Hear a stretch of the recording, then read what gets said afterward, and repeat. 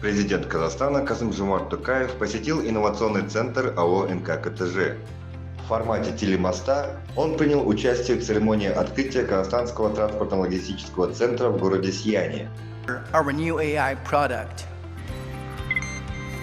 Глава государства отметил важность создания центра для отрасли и в целом для казахстанско-китайских отношений.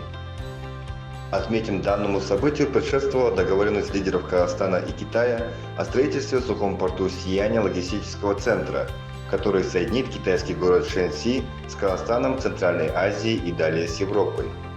Проектная мощность казахстанского терминала в сухом порту Сияние составляет более 66,5 тысяч ДФЕ в год. Терминал откроет для экспортеров из нашей страны доступ на новые рынки сбыта, значительно сократит сроки доставки грузов и позволит усилить позиции Казахстана в качестве надежного транзитного хаба в Евразии. Мы открываем совместный исследовательский центр Huawei с КТЖ. Казахстан поставил цель открыть цифровой хаб в Средней Азии. Цифровизация железной дороги – очень важная часть работы, и Huawei совместно с КТЖ создаст научный центр для разработки цифрового решения по улучшению и предоставлению качественных услуг.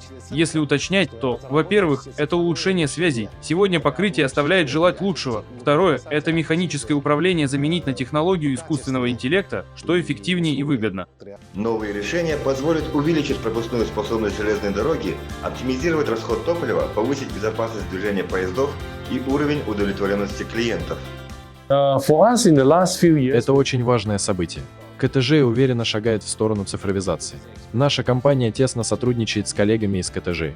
Мы разрабатываем цифровую платформу для среднего коридора. Мы создаем мультимодальную экосистему, которая будет удобна как грузоотправителям, так и перевозчикам.